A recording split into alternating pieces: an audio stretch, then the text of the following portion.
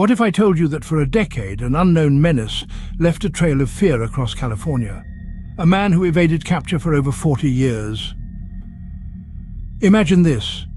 In the 1970s and 80s, under the cover of darkness, a phantom would descend upon peaceful communities. He was dubbed the original Night Stalker, a name that would become synonymous with terror.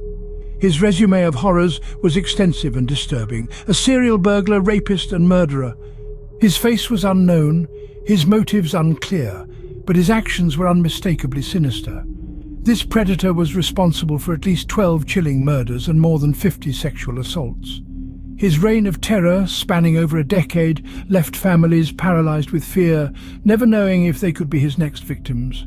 A decade passed with no respite, no hope of justice. A decade that would forever scar the Golden State. His reign of terror, spanning over a decade, left communities living in fear. Our story begins in the mid-1970s, in the suburban neighborhoods of Sacramento. A sense of unease was starting to ripple through these peaceful communities. Unbeknownst to the residents, they were about to become the hunting ground for a predator. A man who would later be known as the East Area Rapist, and who would eventually evolve into the original Night Stalker. The first signs of his presence were subtle, almost undetectable. Items would mysteriously disappear from homes only to be found later in strange places. The scent of an unfamiliar cologne would linger in the air. These seemingly innocent occurrences were the precursors to a reign of terror that would haunt the lives of many.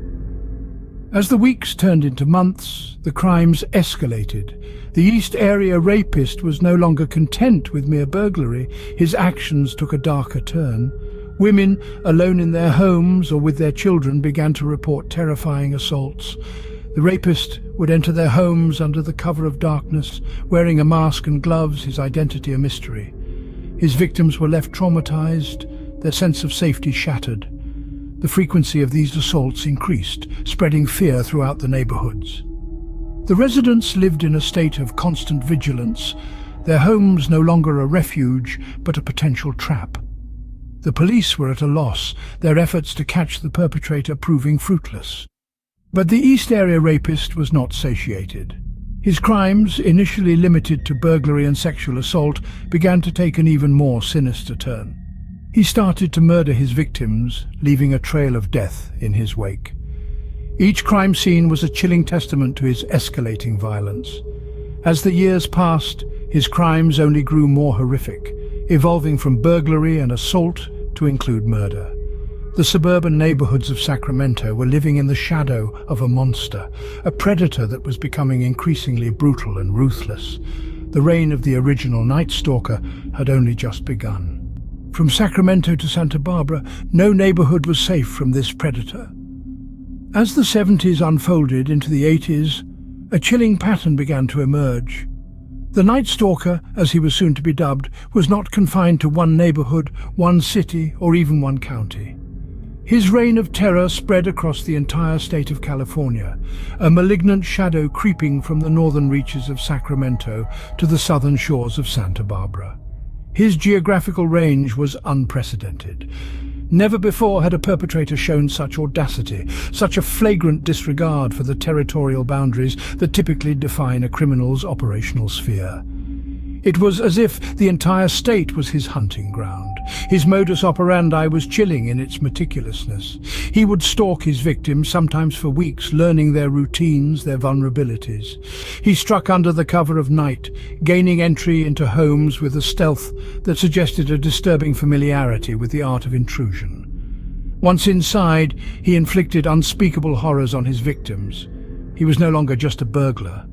The violence of his crimes escalated, morphing from robberies to sexual assaults, and then, most terrifyingly, to murders.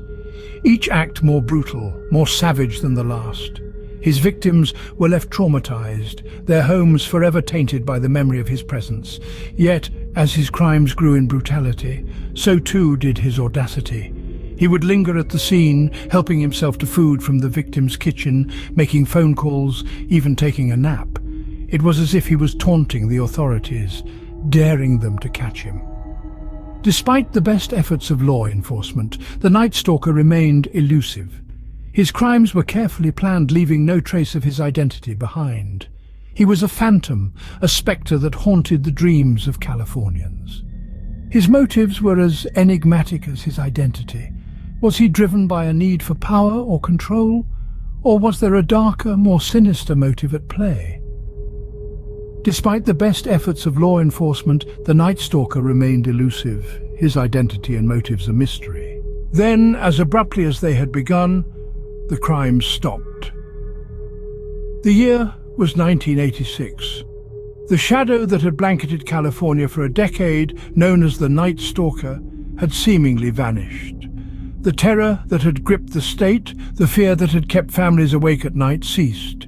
Yet the silence was not comforting, it was unsettling. The abrupt end left a trail of unanswered questions. Why did he stop? Did he move? Or was he imprisoned for another crime? The answers remained elusive. In the absence of new horrors, the old ones echoed louder.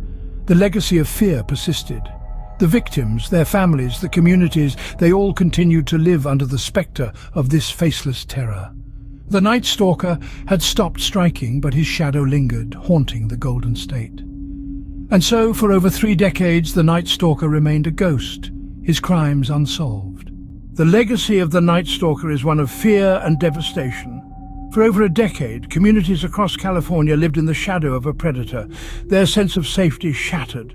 The victims, their families, indeed entire neighborhoods were forever changed, their lives marked by a terror that seemed to have no end. Even after the reign of terror abruptly stopped in 1986, the horrifying spectre of the Night Stalker persisted, his identity and fate unknown. But the world would not forget. Decades later, in 2018, the relentless pursuit of justice led to the identification and capture of Joseph James DeAngelo, finally unmasking the phantom that had haunted California for so long. Yet, even as the figure of the Night Stalker was confined to history, the impact of his heinous acts lingered on. While justice may have finally been served, the scars left by the original Night Stalker continue to haunt California to this day.